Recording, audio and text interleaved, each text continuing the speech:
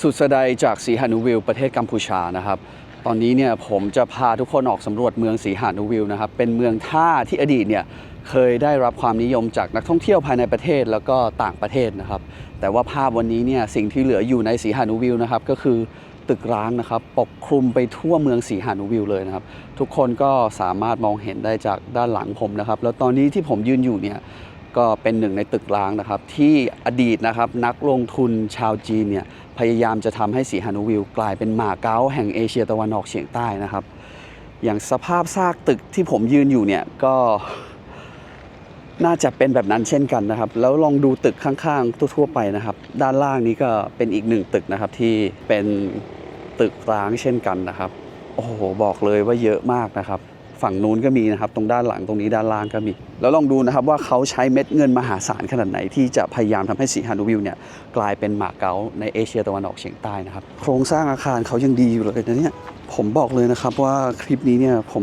ค่อนข้างที่จะตื่นเต้นเหมือนกันนะครับเพราะอะไรรู้ไหมครับเมืองสีหานุวิลเนี่ยมีความเกี่ยวข้องกับธุรกิจสีเทานะครับที่เกี่ยวกับสิ่งผิดกฎหมายเยอะมากๆเลยนะครับดังนั้นเนี่ยผมอยากจะรู้ความจริงเหมือนกันนะครับว่าสีหานุวิลเนี่ยเป็นเหมือนที่คนไทยหลายๆคนคิดหรือเปล่าส่วนตัวผมเองเนี่ยก็อยากรู้เหมือนกันนะครับว่าสีหานุวิลเนี่ยได้ล่มสลายไปแล้วจริงๆไหมหรือว่ามันเป็นแค่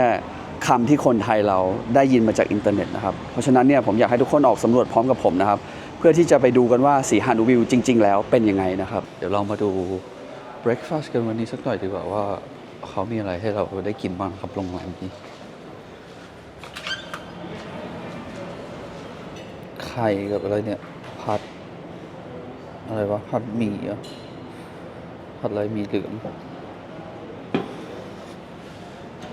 ไข่ต้มไส้กรอกกับมันฝรั่งทอดนะครับนี่น่าจะเป็นข้าวต้มแบบนี้ห่อซุปโอเคน่าจะอร่อยนะแล้วก็ไข่ดีกว่านี่ไข่อะไรวะเนี่ยไข่ดาวมีแก้วมังกรกับมะละกอเหลือเศษอยู่แค่นี้เองผมคิดว่าราคาคืนละ 2,000 แล้วมีอาหารเช้าให้แบบนี้ก็ถือว่าคุ้มแล้วนะหน้าตาอาหารก็เหมือนอาหารไทยเหมือนกันนะแต่ผมลองชิมหมูสิแต่ออกหวานไปนิดนึง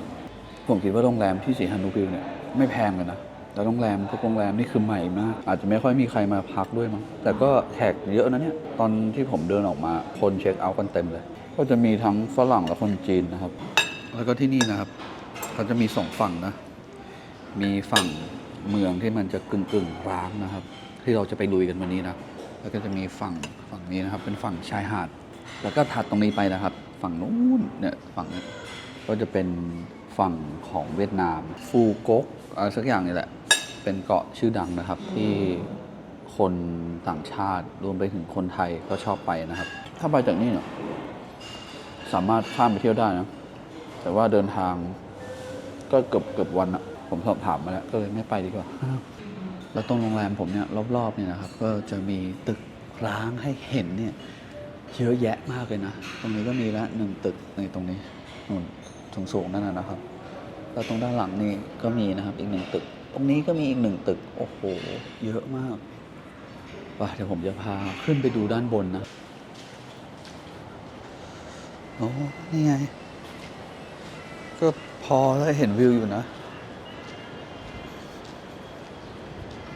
โหเป็นไงมาดูสิวิวสีหานุวิลเห็นไหมว่าตึกร้างเนี่ยมันเยอะจริงๆนะครับเต็มไปหมดเลยอ่ะนี่ดูโอ้โหจริงๆแล้วเมื่อกี้ที่ผมดูจากด้านล่างเนี่ยเห็นแค่ไม่กี่ตึกนะครับแต่พอขึ้นมาเนี่ยโอ้โหเดี๋ยวผมนับให้ว่ากี่ตึกนะตรงเนี้ย1 2 3 4 5 6 7 8 9 10โอ้โหแค่ตรงเนี้ย10 ตึกล้างอ่ะดูสิเป็นตึกที่นายทุนจีนเขาปล่อยล้างไว้นะครับอุ้ยมากกว่า10อ่ะ11 12 13โอ้โหจริงๆด้วยครับเป็นเมืองที่มีตึกร้างเยอะมากเดี๋ยววันนี้เนี่ยผมก็จะพาลุยนะครับไปในหลายๆแหล่งของสีหานุวิลนะครับที่คิดว่าน่าจะเป็นแหล่งที่นายทุนจีนเขาได้ทิ้งไว้นะครับ แล้วผมนี่ก็อยากจะรู้ด้วยว่ามันส่งผลกระทบอะไรต่อเมืองนี้บ้างนะครับหลังจากที่นายทุนจีนพากันไม่ลงทุนต่อในเมืองสีหานุวิวแห่งนี้นะครับจริงๆนะถ้าเกิดว่าอยากจะพักโรงแรมสูงนะนู่นควรจะพัก2โรงแรมนี้เนี่ยเดี๋ยวพาไปดูนี่ควรจะมาพักโรงแรมนี้นะครับจริงเซียงโฮเทลนี่สูงมากเลยดูดิโอ้โหถ้าได้ขึ้นไปข้างบนเนาะน่าจะเห็นชัดนะนี่แล้วฝั่งนี้ที่ผมให้ดูนะเห็นไหมมีตึกร้างอีกกี่ตึกเนี่ยโอ้โห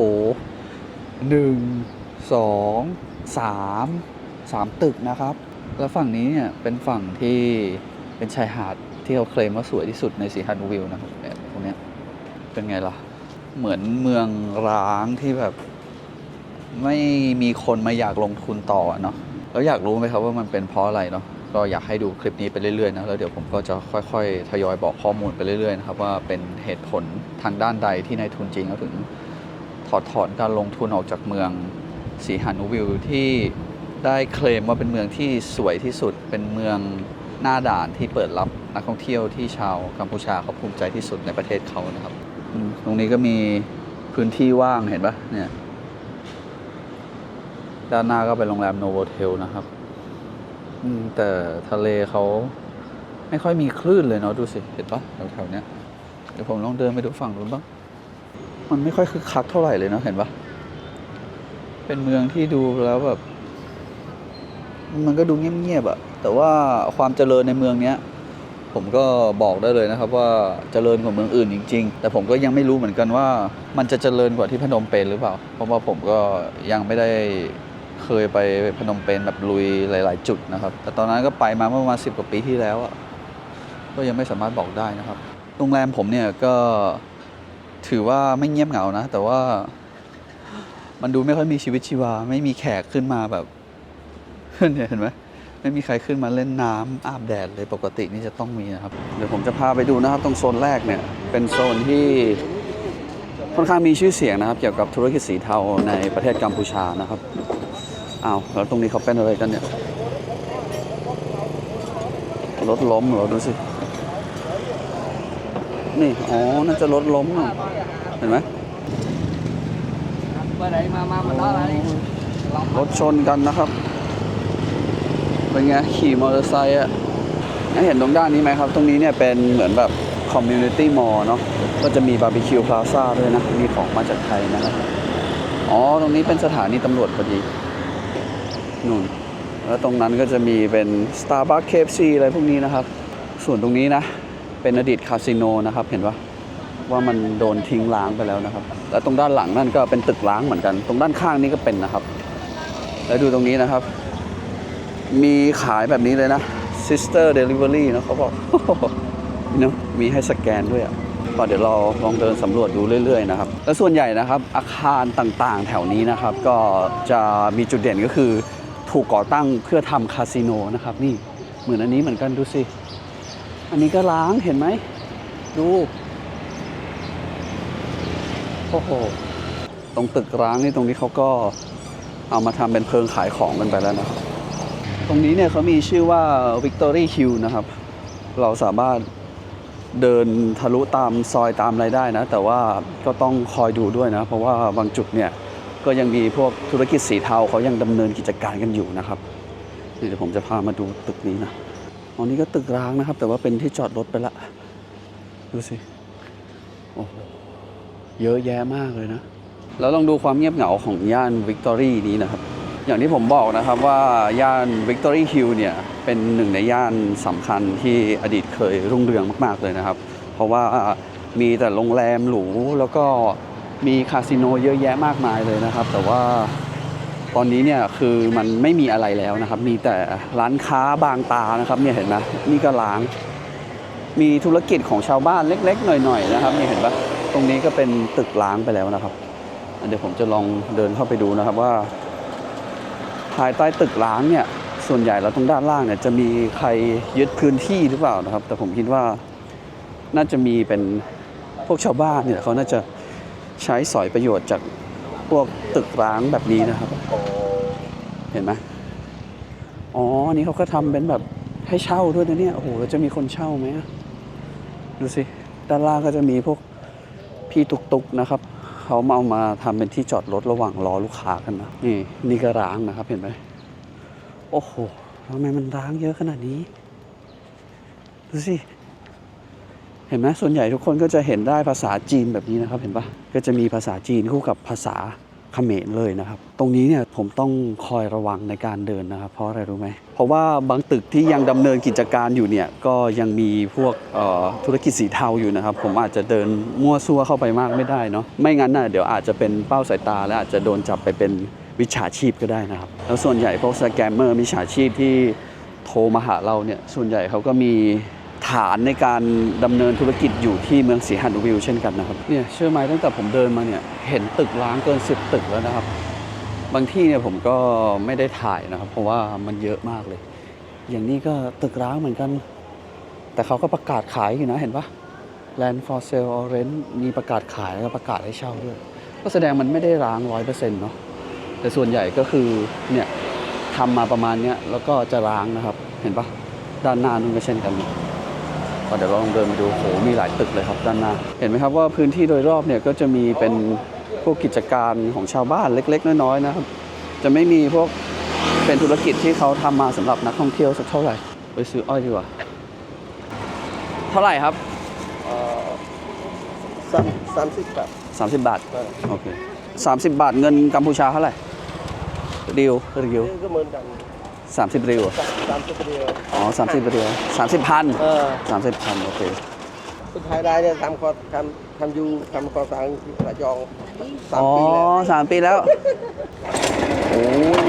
นายจ้างไม่ให้ตังค์เอาจริงอ่ะโอ้โหอุ้ยระวัง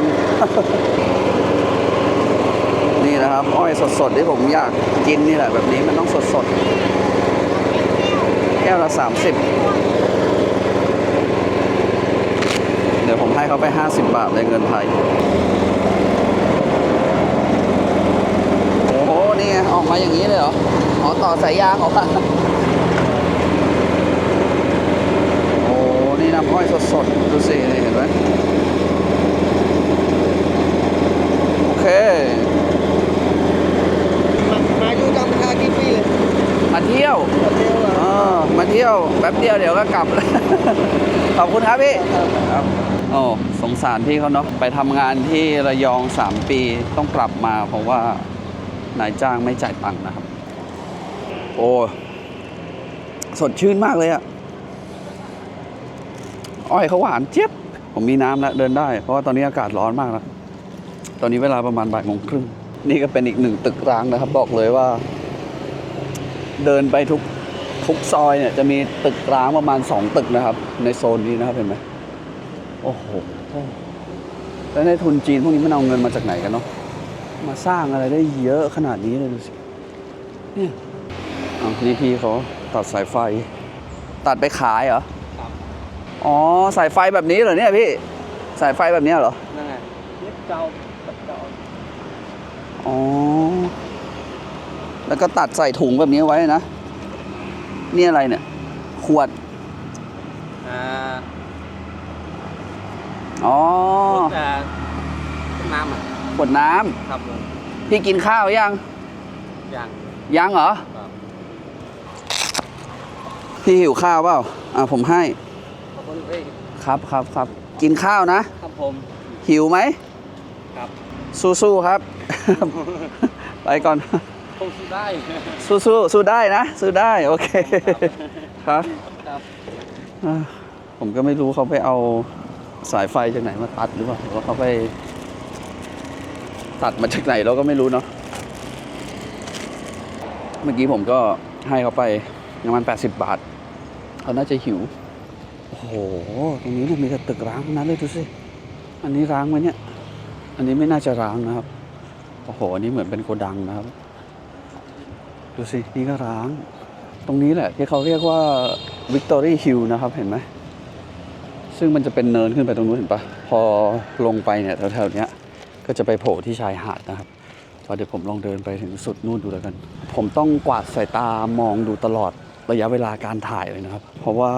ถือกล้องถ่ายด้วยเดี๋ยวเขาหาว่ามาทำคลิปแบบดูถูกประเทศเขาหรือ แต่ก็ไม่ได้คลิปดูถูกนะผมมาทำเป็นความรู้ให้ทุกคนได้ดูนะครับว่าความจริงชีวิตจริงๆของสีหานุวิวเนี่ยเป็นยังไงโหดูสินี่ก็ร้างอ่ะเนี่ยเห็นไหมหมายถึงตึกเตี้ยนี้นะครับนี่เฮ้ยนี่ก็ร้างขายแล้วเนี่ยดูสิเห็นปะ Land for sale โอ้โหโอ้ยบ้านทำซะอย่างสวยเลยเห็นไหมอย่างตึกนี้เนี่ยก็โดนยึดไปแล้วนะครับโดนยึดโดย โดยชาวบ้านนี่แหละเห็นปะเนี่ยเขาก็จะมาก่อสร้างเป็นบ้านเป็นที่อยู่ของเขานะครับเห็นปะเนี่ยเพราะว่าตึกมันไม่มีเจ้าของอะเนาะคนจีนเขาก็น่าจะขายไม่ได้อะถ้าขายแล้วใครจะมาซื้อดูสิเนี่ยดูแล้วก็หดหู่นะครับอันนี้เป็นเพียงแค่การเริ่มต้นนะครับกับการถ่ายคลิปในสีหานุวิวที่ผมจะพาดูว่ามันร้างขนาดนั้นจริงๆไหมขนาดแค่ผมเดินเนี่ยผมก็รู้สึกหดหู่แบบบอกไม่ถูกอ่ะคือเหมือนนักลงทุนชาวจีนเนี่ยมาให้ความหวังกับประเทศกัมพูชานะครับว่าเขาจะต้องมีเมืองที่เชิดหน้าชูตาสำหรับประเทศเขาได้นะครับแต่สุดท้ายแล้วทุกอย่างคือล่มไปหมดเลยจะบอกว่าล่มสลายมันก็ฟังแล้วมันก็ดูแรงไปเนาะแต่จากที่ผมดูเนี่ยมันก็สามารถใช้คำนั้นได้นะครับนักท่องเที่ยวเนี่ยบางตามากๆเลยตรงนี้ก็ร้างเหมือนกันนะครับเดี๋ยวผมจะต้องเดินทะลุซอยนี้เพื่อที่จะลงไปที่ Victory Beach นะครับเดินไปตรงไหนก็เจอแต่ตึกร้างนี่ด้านขวาก็อีกแล้วเฮ้ยมันเยอะไปไหมอะล้างเปล่าวะอ๋อไม่ล้างคอมแอร์เปิดอยู่ตกใจหมดเนี่ยมีร้านอาหารในนี้ด้วยนะแล้วใครเขาจะมากินโอ้เหมือนตึกล้างเลยเนาะดูสิ แต่ไม่ล้างนะครับตรงด้านในนี้นะครับก็เป็นหนึ่งในตึกที่ได้ถูกกล่าวว่าเป็นตึกที่ดำเนินธุรกิจสีเทาและตอนนี้ก็ยังดำเนินอยู่นะครับแต่เมื่อกี้ผมไม่ได้ถ่ายตอนนี้ก็เดินออกมาริมทางเอานะครับไม่กล้าเดินเข้าไปแล้วก็เมื่อกี้คนที่เขาออกมาเนี่ยมีแต่พวกคนจีนนะครับคนจีนที่ดูแบบเหมือนจีนเทาอ่ะออกกันมาหาของกินตามแบบตามเพิงด้านหน้าแบบนี้ครับเห็นไหมในตรงนี้ก็ตึกร้างนะครับดูสิตรงนี้เขายังต้องทำเป็นลูกกรงแบบนี้เลยนะที่อยู่ในโซนนี้นะครับเนี่ยในเนี่ยตึกในรั้วสีเหลืองเนี่ยคือเป็นแค่ข่าวลือนะครับว่าดำเนินธุรกิจสีเทาแต่มันก็ดูน่ากลัวจริงเนาะดูสิมีลวดหนามด้วยนะนี่เห็นไหมดูสิมีลวดหนามจริงด้วยตรงด้านข้างนี่ก็เป็นตึกร้างเหมือนกันนะครับเดี๋ยวผมเดินออกดีกว่าผมไม่กล้าเดินเข้าไปข้างในนี่ส่วนด้านซ้ายนี่ก็เป็นบ้านร้างกับตึกร้างนะครับเห็นปะนู่นด้านบนตรงนู้นเห็นไหมเนี่ยโหถึงกับมียามเฝ้าดูเลยนะเห็นปะตู้สีเทาๆด้านบนขวามือผมไม่กล้าชี้นะครับป่ะเดี๋ยวเราเดินออกกันไปที่ชายหาดกันดีกว่าตอนนี้น่าจะโอเคพอแค่นี้ละนี่ตรงนี้ก็ร้างเหมือนกันนะครับโอ้โหเนี่ยดูสิตรงนี้ก็ร้างนะครับคือผมเนี่ยไม่ได้พยายามที่จะหาถ่ายแต่ตึกที่มันร้างๆนะครับซอยเมื่อกี้ที่ผมเดินนะที่ผมบอกว่ามีรั้วหนามอะโอ้ตื่นเต้นมากเลยอะแล้วผมยิ่งเดินเข้าไปนะครับเนี่ยหลังตึกเนี้ยมันเป็นซอยตันแล้วแบบรถที่ขับออกมามีแต่รถหรูๆอะแบบรถอัลพาร์ด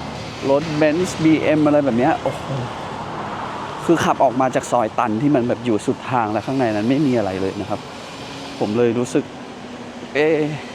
เราก็ไม่ได้ว่าคิดไปเองอะเนาะคือ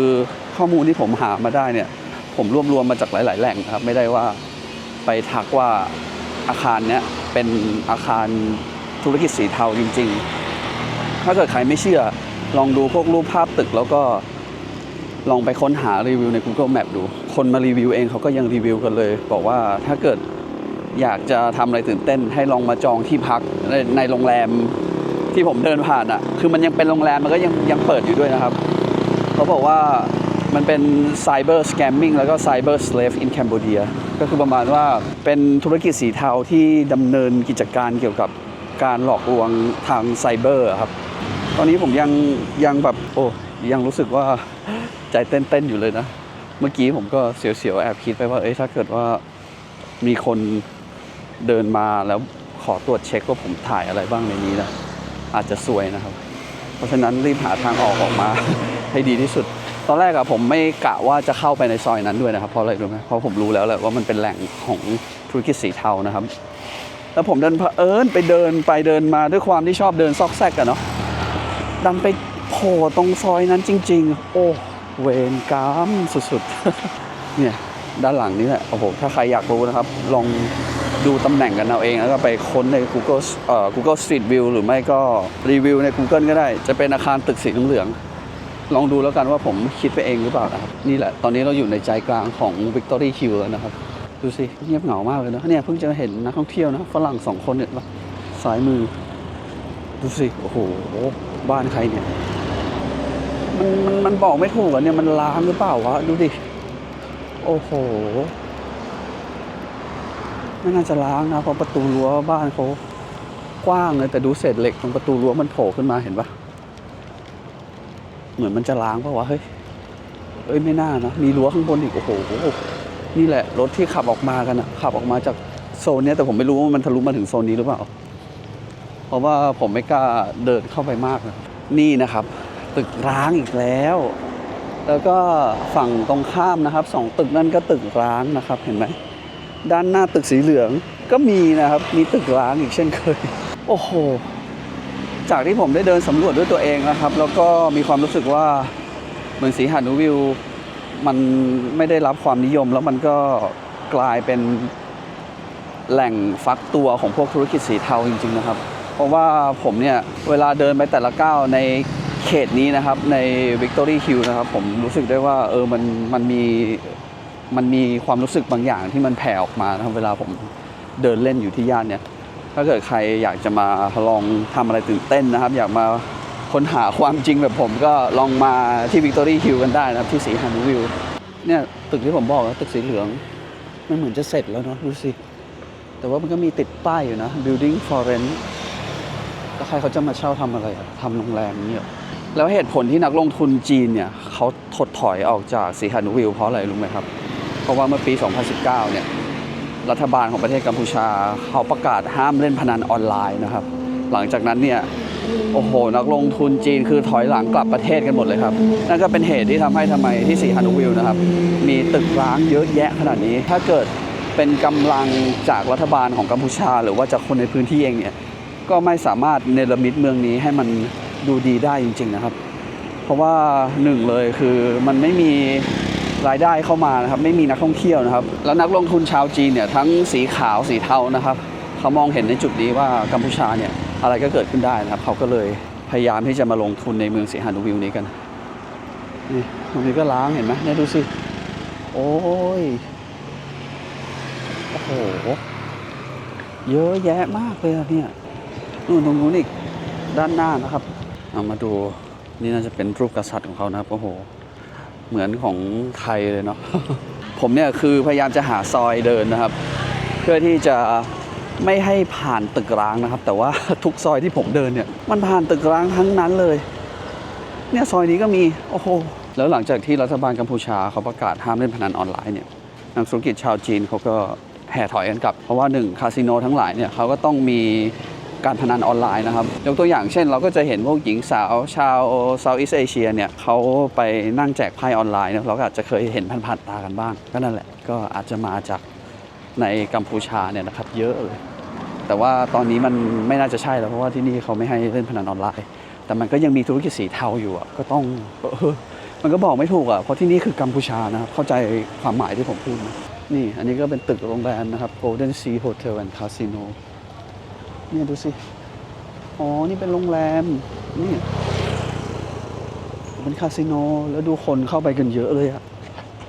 เนี่ยลองสังเกตดูนะคนเข้าไปในโรงแรมนี้กันเยอะมากเนี่ยดูสิแล้วก่อนเข้าเนี่ยคือมีการ์ดตรวจเข้มมากเลยนะ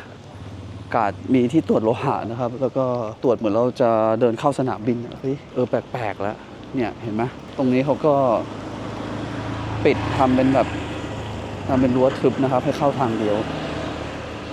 นี่มันดูน่ากลัวมากเลยนะแล้วดูตามกระจกเดี๋ยวมันจะมีรั้วด้วยนะอยู่ด้านในนะโอ้ยผมออกก่อนดีกว่าเนี่ยแล้วรั้วเขาก็ทำสูงทำเป็นรั้วทึบๆเนาะก็ไม่รู้เหมือนกันนะอันนี้ก็เป็นจากความรู้สึกผมนะครับนี่ก็ตึกร้างอีกแล้วนะครับดูสิโอ้โห เยอะมากนี่ด้วยเห็นปะด้านขวามือเนี่ย ผมว่าใช้คำว่าล่มสลายก็ถูกแล้วนี่ยังมีเศษไพ่อยู่เลยเห็นไหมนี่อันนี้ก็ล้างเหรอเนี่ยโอ้ my god จริงด้วย ตอนแรกผมคิดว่าเป็นน่าดูด้านบนดิโอ้โหสองฝั่งเลยนะเนี่ยเฮ้ยโรงแรมนี้คือเหมือนจะเสร็จแล้วนะดูสิโอ้ my god แต่มันล้างหมดเลยนะครับโอ้โหเนี่ยเห็นไหมมีป้ายเป็นภาษาจีนอีกแล้วนี่ดูสิด้านล่างเขาก็ถูกยึดไปทำเป็นที่หลับที่นอนของพวกพี่ๆชาวก่อสร้างครับนี่ดูดิเป็นตึกร้างหมดเลย Hello this hotel hotel casino casino อ๋อ คอนโดอ่ะบ้อง อ๋อคอนโดอัพ คอนโด อ๋อโอเคโอเคโฮเทลคอนโดคาสิโนโอ้โอเคอ๋อคุณ อ๋อเขาบอกว่าเป็นทั้งคาสิโนนะครับก็อยู่แล้วแหละแล้วก็เป็นทั้งโรงแรมแล้วก็เป็นทั้งคอนโดเว้ยจริงเหรอทำไมด้านบนมันดูแบบมันดูร้างมากเลยอะแล้วทางเข้ามันอยู่ตรงไหนอะนี่ดูดิหน้าหาดเฮ้ยเห็นปะเขาบอกว่าเป็น คอนโดมันไม่มีคอนโดแล้วเนี่ยแต่เขาก็ยังสร้างกันอยู่นะหรือเขากำลังทำวะมันไม่ได้ล้างออกมั้งเนี่ยเพราะว่าตึกพวกนี้เนี่ยเขาก็ยังให้เช่าพื้นที่กันอยู่นะครับดูสิโอ้แต่ข้างบนไม่น่าจะมีคนนะผมดูแล้วทางเข้ามันก็ไม่มีนะครับ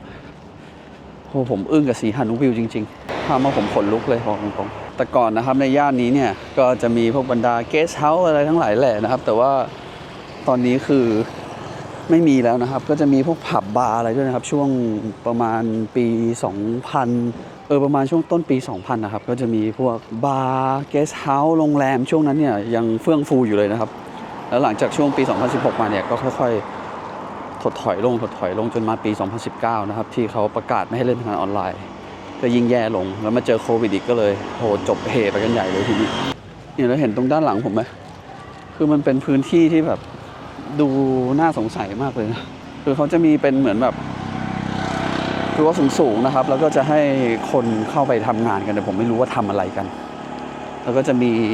การ์ดมียามเนี่ยคุมเข้มนะครับเมื่อกี้เขาก็เดินออกมาดูผมว่าผมถ่ายอะไรนะดูนี่ก็ตึกร้างโอ้โหทำซะดีเชียวโหแล้วดูตรงนี้นะมันไม่มีใครเลยครับดูสิเนี่ยมีรถผ่านบางตามากผมคิดว่าเดี๋ยวผมน่าจะเรียกรถตุ๊กๆดีกว่า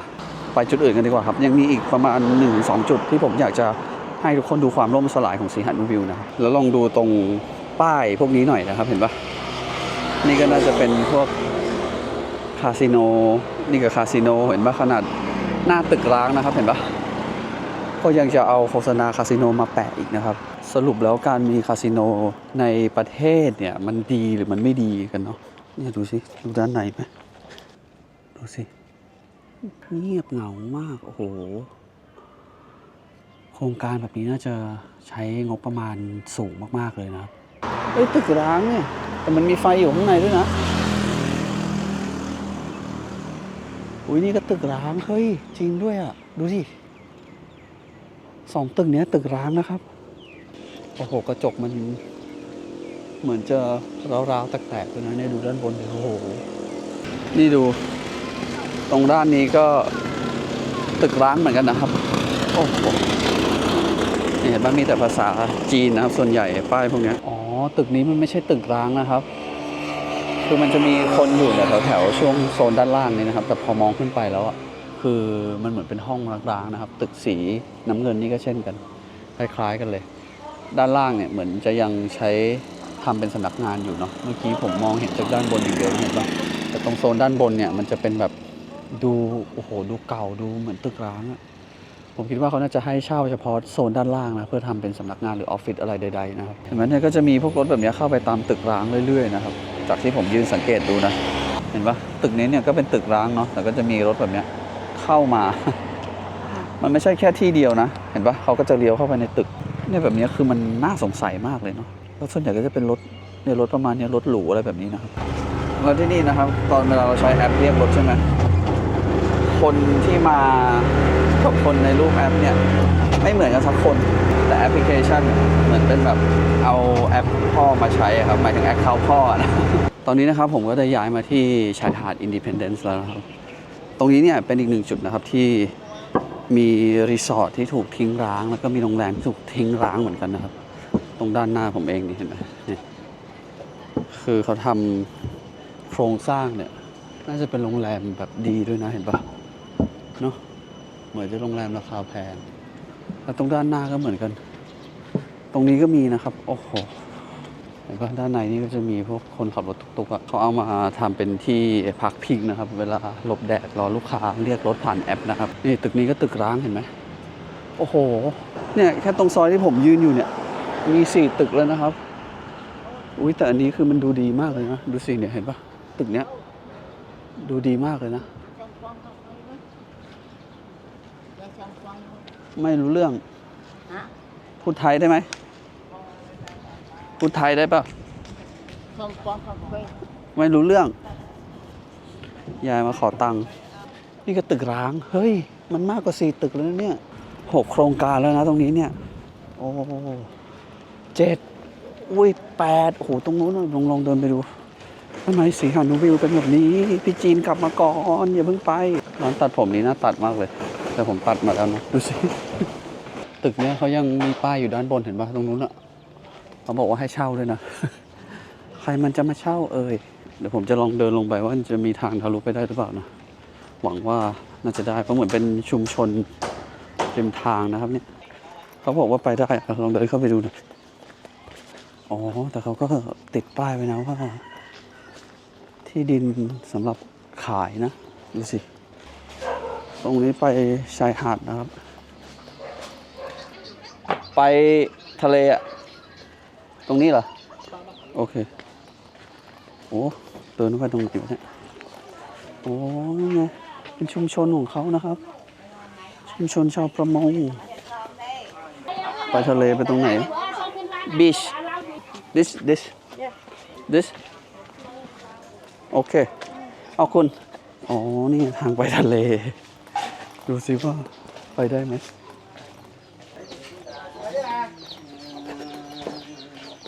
เมื่อกี้เขานั่งเล่นไพ่กันในบ้านตอนนี้น่าจะหลงทางแล้วครับหาทางไปไม่ถูกเพราะว่าดงที่เขานั่งเล่นไพ่กันแล้วเนี่ยว่าทุกหลังนี่คือเล่นไพ่เล่นการพนันกันหมดเลยนะอ่ะออกกันดีกว่าผมก็เดินมาเรื่อยๆนะครับจนมาอยู่ในซอยอันนี้คือติดกับหน้าหาดเลยนะครับตรงด้านซ้ายมือของผมเนี่ยจะเป็นหาด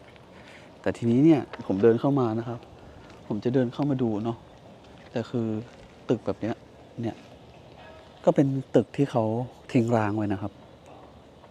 แต่ว่าเขาก็ยังติดป้ายให้เช่าอยู่นะเห็นปะเนี่ยร้างไม่หมดเลยแต่คือโซนนี้เนี่ยเขาจะเป็นโซนที่เกี่ยวกับธุรกิจของชาวจีนทั้งนั้นเลยนะครับเห็นปะด้านในนู่นก็มีเป็นห้องที่ติดกับพูลด้วยนะครับเห็นไหมมีเครื่องปั่นไฟอย่างดีนะเห็นไหมไม่ว่าผมจะไปตรงไหนนะก็จะมีแต่รีสอร์ทแล้วก็โรงแรมที่ถูกทิ้งร้างนะครับเยอะแยะมากๆเลยตรงด้านหน้าผมเนี่ยเห็นไหมครับมันเป็นเมกะโปรเจกต์ของสีหานุวิวนะครับเดี๋ยวผมจะพาไปดูด้วยตรงนั้นเขาบอกว่าเป็น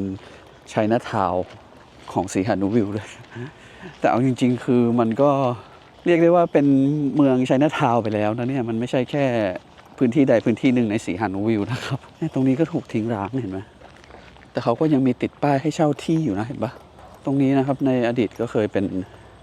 พวกรีสอร์ทเหมือนกันแต่ตอนนี้ก็เจ๊งเป็นที่เรียบร้อยแล้วแต่อันนี้ก็ยังเปิดบริการอยู่นะครับเป็นรีสอร์ทหนึ่งเดียวนะครับที่อยู่ในถนนเส้นนี้แล้ว มีอยู่ที่เดียวที่เปิดบริการอยู่นะครับเห็นปะตรงด้านฝั่งนี้ก็ไม่มีอะไรแล้วนะนี่ก็เป็นตึกจากพวกคนจีนนะครับนักธุรกิจชาวจีนตรงนั้นเลยเห็นไหมก็จะมีแบบเนี่ยตึกร้างแบบเนี้ย เยอะสุดๆไปไหนก็เจอนะบอกเลยแต่บางแห่งเขาก็ยังก่อสร้างอยู่แต่ว่าก่อสร้างแล้วก็มันก็โปรเจกต์มันก็ไม่สำเร็จนะครับแล้วส่วนใหญ่ผมเห็นนะคนจีนออกมาจากพวกตึกพวกโรงแรมอะไรพวกนี้จะมีคนกัมพูชานะคอยกางร่มให้อย่างดีเลยนะครับค ผมเห็นแล้วโอ้โหจะบอกว่าก็มันรู้สึกหดหู่อะที่เห็นชาวกัมพูชาเขาต้องมาทำอะไรเพื่อที่เป็นเบี้ยล่างแบบนี้นะครับเขาไม่รู้ว่าเขาจะสามารถเติบโตได้ด้วยตัวเองได้หรือเปล่านะครับ คือผมเห็นหลาย ๆ ตึกที่นั่งรถผ่านเนี่ยเขาก็จะมีทั้งกางร่มให้เปิดประตูรถให้ แล้วก็เสิร์ฟให้เหมือนแบบคนจีนเป็นราชาเลยอะบอกได้เลย ผมหวังว่าจะไม่เห็นภาพนี้ในประเทศเรานะครับ มันเป็นอะไรที่หดหู่มาก ๆ เลย ไปครับงั้นเดี๋ยวเราไปกันต่อบางจุดเนี่ยผมเดินไม่ไหวก็ต้องขึ้นรถตุ๊ก ๆ แบบนี้แหละแล้วสำหรับผมนะครับ ผมไม่ได้มีความรู้สึกว่าเมืองนี้มันเป็นเมืองท่องเที่ยวอะมันเหมือนมันเป็นเมืองอะไรไปแล้วก็ไม่รู้อ่ะมันไม่มีนักท่องเที่ยวมาเดินบนถนนมีแต่คนจีนที่มาทำธุรกิจนะครับตามชายหาดก็เงียบเหงาไม่มีคนเลยนะครับนี่ก็จะสร้างเป็นโปรเจกต์ใหม่ๆอีกแล้วเห็นไหมเพนินซูล่าเลยนะครับเนี่ยเห็นปะส่วนใหญ่ก็จะทำเป็นคาสิโนแบบนี้ดูสิเห็นไหมนี่น่าจะเป็นเมกะโปรเจกต์อีกแล้วนะเนี่ยพอผมมาเห็นแบบนี้แล้วก็รู้สึกกังวลแทนพี่เหมนเหมือนกันเนาะผมไม่รู้ว่าอนาคตประเทศเขาก็น่าจะไม่รู้จะดำเนินไปทางทิศทางไหนนะครับตอนนี้ผมอยู่ที่ชัยนาทาวน์แล้วนะครับอันนี้ก็จะเป็นอีกหนึ่งโรงแรมนะครับแล้วผมได้หาข่าวอ่านนะครับในข่าวเนี่ยบอกว่าเจ้าของโรงแรมนี้นะครับตอนนี้เขากำลังติดคุกอยู่ที่ประเทศจีนนะครับเนื่องจากโดนข้อหา human trafficking นะครับก็คือก่ออาชญากรรมค้ามนุษย์ข้ามชาติครับโดยลักษณะของเคสเขาเนี่ยก็คือเขาจะหลอกให้คนเนี่ยมาทำงานในโรงแรมนี้หรือเปล่าผมไม่แน่ใจแต่เนื้อข่าวบอกว่าเขาประกาศโพสต์รับสมัครงานให้มาทำงานที่กัมพูชานะครับคือไม่ใช่แค่เฉพาะคนกัมพูชานะครับแล้วพอคนที่เขาสมัครงานมาเนี่ยเขาก็ได้มาทำงานที่นี่นะครับสุดท้ายก็คือโดนกักขังหน่วงเหนี่ยวแล้วก็โดนบังคับขู่เข็นให้ทำงานเกี่ยวกับอาชญากรรมข้ามชาติทางไซเบอร์นะครับก็คือการสแกมทางโทรศัพท์มิจฉาชีพต่างๆนานานะครับก็เป็นธุรกิจจีนเทานั่นเองแต่ว่าเปิดโรงแรมบังหน้านะครับแต่ตอนนี้เนี่ยผมไม่รู้ว่าโรงแรมเขาถูกขายไปแล้วหรือยังแต่ว่าอดีตคนที่เขา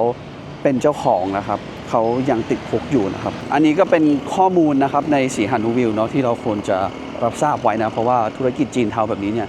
มีหลายที่มากๆแล้วทุกคนจะเห็นได้ว่า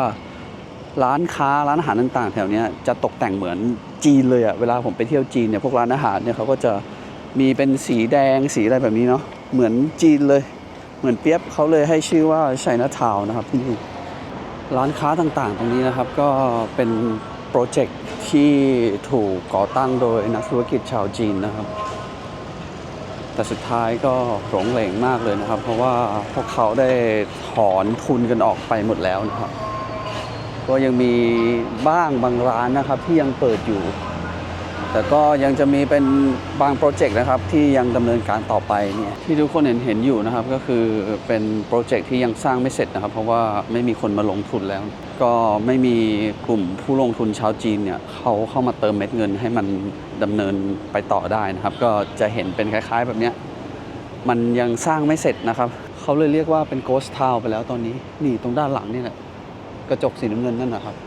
อันนั้นเป็นโปรเจกต์ขนาดมหึมาเลยเนี่ยแล้วดูสิไม่มีคนเลยนะครับคือส่วนใหญ่ถ้ามีก็จะเป็นแบบกลุ่มคนจีนที่เขามาทำธุรกิจที่นี่แต่ผมไม่เห็นนักท่องเที่ยวเลยนะคือเขาพยายามทำตรงนี้เนี่ยให้เหมือนเมืองจีนเปียบเลยถ้าเกิดว่าใครไปเที่ยวจีนบ่อยๆแล้วเห็นตึกลักษณะเนี้ยคือจีนเลยครับเป๊ะ 100% เลยเนี่ยเห็นไหมเมนูอาหารข้างในก็เป็นเมนูอาหารจีนนะครับดูสิลองกินดูไหมเดี๋ยวผมลองไปสั่งดูว่าเขาขายอะไรอะHello， 你好，米饭。米饭呢？米饭有吗？米饭没有。鸡蛋苦瓜可以吗？你米粉。有。哦。有米饭还有菜有什么？也。好，你吃啊。没事没事。โอเคเห็นไหมครับว่าธุรกิจข้างในนี้ก็ยังเป็นของคนจีนเลยนะครับก็สรุปแล้วนะครับร้านแบบนี้ก็คือขายกันเองเงินจีนไม่รั่วไหลโอ้โหสุดยอดมากที่จีนครับข้าวผัดมะเขือเทศนะ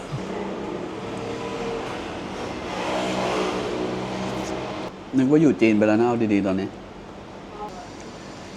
รสชาติเราก็สไตล์จีนๆเลยนะเนี่ยพอกินได้อร่อยอยู่นี่ประมาณ100 นึง ให้เยอะมากเลยนะ ดูข้าวพูนจานเลยครับ แต่ข้าวเขานุ่มนะ เป็นข้าวแบบน่าจะข้าวเกรดดีเนาะ谢谢你还不懂它这个啊OK 这里有哈没说没说 มีการเอาช้อนมาให้ด้วยนะ เห็นเราเป็นคนไม่ใช่คนจีนชื่อผู้บ่าวเคยอีกไหม 啊ชื่อผู้บ่าว 支付宝但是啊支付宝不行了 ผมถามเขาว่าใช้อาลีเปย์จ่ายได้ไหมนะ ไม่ได้ ดูสิเรากำลังจะเตรียมทำอาหารเปิดร้านกันนะครับ เจ้าของคนจีนนะ นี่เป็นหม้อไฟชัวร์แต่พนักงานก็เป็นชาวกัมพูชานะครับเห็นไหมนี่เต็มเลยทั้งนั้นเลยเนี่ยเหมือนเราไม่ได้อยู่ในกัมพูชานะครับถ้าเกิดมาเที่ยวที่สีหานุวิวเนี่ยเหมือนเราอยู่เมืองใดเมืองหนึ่งในประเทศจีนนะครับ ยิ่งเข้ามาในโซนที่มันแบบพัฒนาหน่อยที่มีตึกสูงๆหน่อยเนี่ยคือส่วนใหญ่ก็จะมีแต่ธุรกิจชาวจีนทั้งนั้นเลยการที่เรามาเที่ยวที่เนี่ยเราจะค่อนข้างงงกับค่าเงินนะเพราะว่าสามารถใช้ได้ถึง3สกุลเงินเลยนะครับทั้งดอลลาร์แล้วก็เงินเรียวของกัมพูชาแล้วก็เงินบาทของไทยแล้วเวลาทอนเนี่ยเขาก็จะทอนสลับกันนะครับบางทีเราต้องคิดดีๆนะไม่งั้นเนี่ยอาจจะโดนโกงเงินทอนได้นะครับบอกเลยนี่ลองดูตึกพวกนี้เขาจะมีพนักงานรักษาความปลอดภัยแบบทั่วถึงมากเลยนะครับเขาจะมีเป็นแบบไม่รู้ว่าคือโรงแรมหรือว่าอะไรนะในสถานที่แบบนี้มีการ์ดมีอะไรเยอะมากแล้วก็จะมีรถพวกนักธุรกิจชาวจีนเนี่ยพวกเอาผ่านขับเข้าออกกันเยอะมากเลยมีหลายที่เลยนะครับเนี่ยแต่ว่ามันจะเป็นแบบนี้เยอะมากๆเดินไปตรงไหนก็เจอนะครับผมเดาได้เลยว่าธุรกิจสีเทาในสีหานุวิวเยอะมากตรงนี้คือด้านหน้าของเมกาโปรเจกต์นะครับดูสินี่สภาพด้านหน้านะครับถนนด้านหน้าเมกาโปรเจกต์และด้านซ้ายมือนี่แหละเป็นไฮไลท์ของคลิปนี้เลยนะครับผมอยากจะบอกเลยนะครับว่าสถานที่เมกาโปรเจกต์แห่งนี้เนี่ยนักลงทุนชาวจีนเนี่ยเขาทุ่มทุนเยอะมากเลยนะเขาลงทุนไปเป็นเงินจำนวนทั้งหมด320 ล้านดอลลาร์สหรัฐนะครับถ้าเกิดว่าตีเป็นเงินบาทเนี่ยก็จะอยู่ที่ 12,000 ล้านบาทนะครับสำหรับเมกาโปรเจกต์แห่งนี้นะครับแต่ตอนนี้รู้ไหมเมกาโปรเจกต์แห่งนี้มันเป็นโปรเจกต์ที่ถูกปล่อยทิ้งร้างนะครับเห็นปะโอ้โหอันนี้คือเขาต้องการที่จะทำเป็นโรงแรมนะครับแล้วก็มีคาสิโนด้วยนะข้างในนี้แต่ว่าตรงด้านนอกเนี่ยเขาก็จะยังดูแลรักษาดีอยู่นะครับเพราะเขาต้องการที่จะเมนเทนไม่ให้มูลค่าของโปรเจกต์นี้เนี่ยมันถูกลงนะครับโอ้โหอันนี้บอกเลยว่าเป็นโปรเจกต์ที่ยิ่งใหญ่ที่สุดในกัมพูชาแล้วก็สีหานุวิวเหมือนกันนะครับแล้วผมเชื่อว่าชาวกัมพูชาทุกคนเนี่ยน่าจะรู้จักตึกนี้ดีนะครับผมไม่อยากจะเอ่ยชื่อแล้วกันถ้าใครอยากรู้ก็ดูภาพตึกแล้วก็ไปหาข้อมูลกันเอาเองได้นะครับโอ้โหดูทางเข้าเขาสิทำอลังการมากจริงๆนะบอกเลยโอ้โหไม่น่าเชื่อเนาะหลังจากที่ปี 2019 นะครับที่รัฐบาลกัมพูชาเขาประกาศว่าไม่ให้เล่นพนันออนไลน์โปรเจกต์นี้ก็ได้ถูกชัตดาวน์ลงนะครับแล้วก็ไม่มีคนมาลงทุนต่อก็ยังเห็นสภาพเป็นแบบนี้นะครับอันนี้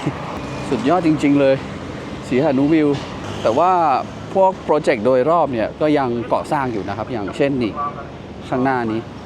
ก็ยังมีเป็นโปรเจกต์ที่เขาก่อสร้างอยู่เห็นปะอันนั้นไม่ได้ล้างนะครับกำลังก่อสร้างอยู่เพราะว่าถ้าเกิดมีเสาเครนอย่างเงี้ยแสดงว่าเขากำลังก่อสร้าง